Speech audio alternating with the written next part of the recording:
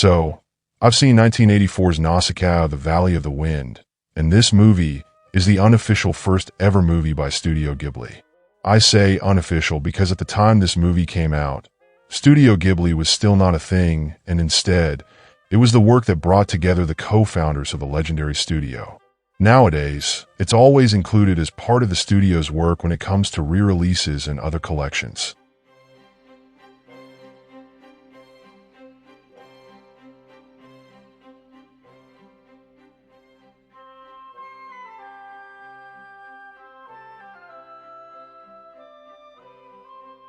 Nausicaa follows the adventure of a princess of the same name who rules and protects a small village on a world taken by giant bugs.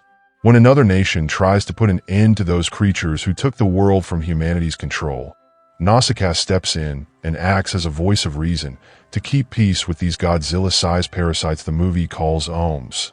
This movie did a splendid work balancing so many opposite ideals. When we first meet such an innocent, gentle, and capable protagonist, we are led to believe this is a light-hearted movie that might explore the simple theme of good versus bad with mindless monsters, but we quickly learn that's not the case when the themes of war, grief, and sacrifice come knocking on this village's door, and through Nausicaa's eyes, we see a world struggling with events beyond their control. Where some found acceptance and peace among the ohm, others seek ways to eradicate them, even if that leads to killing anyone standing in their way or, as we later learn, creating abominations that even surpass the creatures they're aiming to annihilate. And yet there's hope. For Nausicaa remains a pure advocate of peace among all struggles she's faced with. She still sees the beauty of hard labor in the aging hands of the elderly, who lose their grip from years of fighting against the decay.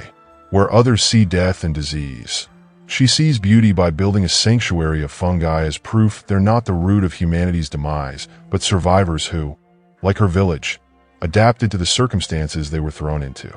Most of all, she finds forgiveness even for those who invaded her home and slaughtered her father. Despite all the fantastical beasts, otherworldly landscapes, and ancient technology, this movie sews together in a world that only Studio Ghibli could conjure. Nausicaa and the Valley of the Wind is a story of realism, of cruelty, and irrational behavior that only the human mind could find any logic to excuse.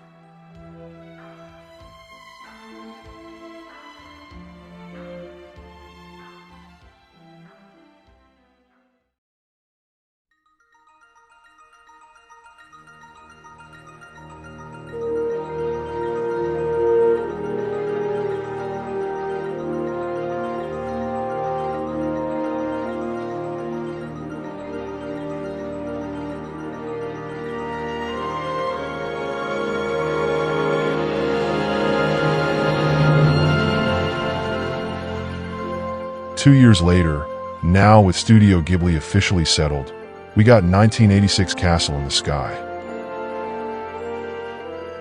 One day, a girl came down from the sky. With such a simple premise, Miyazaki's most popular work to this day began. While their first movie delves into the ideologies of war and conflict, Laputa touches on the concept of greed and desire, while keeping the tone of the movie lighthearted compared to its antecessor.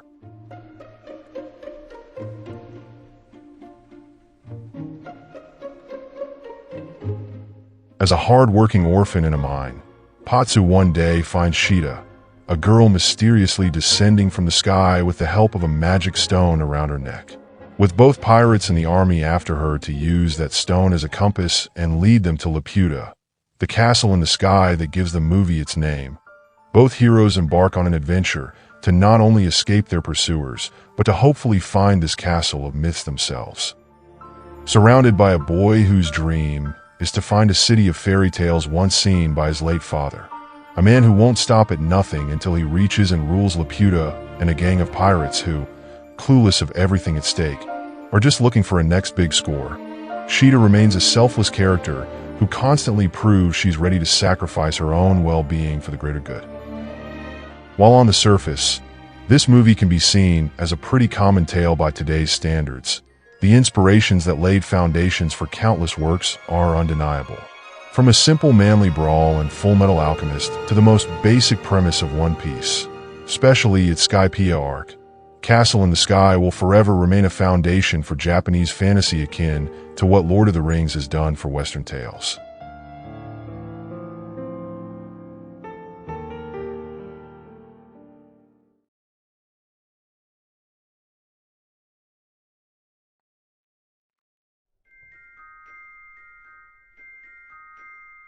"1988's My Neighbor Totoro came next as the third movie in Studio Ghibli's history, and it brought to life the mascot of the studio introduced in the title card of the previous movie.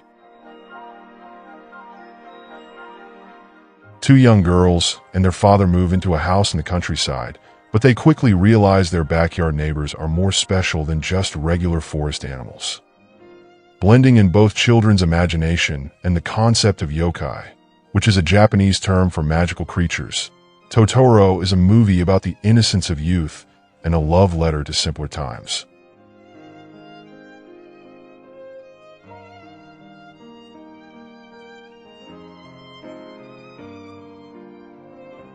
There were times during this movie I thought it would just divert all the fantastical creatures to being just products of the two sisters' imaginations, and if that was the case, it would be completely fine, as this movie focuses primarily on these girls' struggles to adapt to their new house while dealing with the fact their mother has been hospitalized for too long, and like the audience, they're clueless as to what her condition is or when she might return home.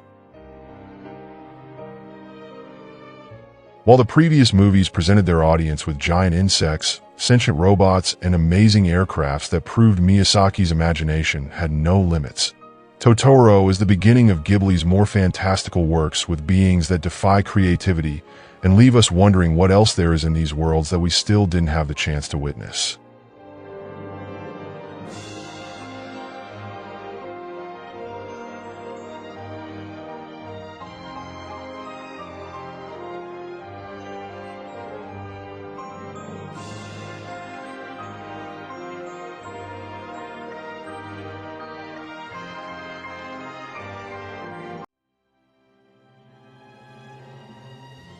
I've been having a blast watching these movies.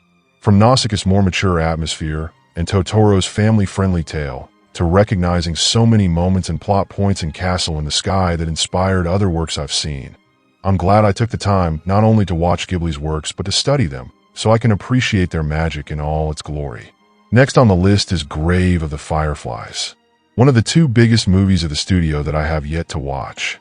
If you like this video, then tell me, which one of these movies is your favorite? If you think my videos could be improved in any way, I'm open for suggestions. I'm using this project as a way to learn video editing, and I'm always open to learning something new. See ya!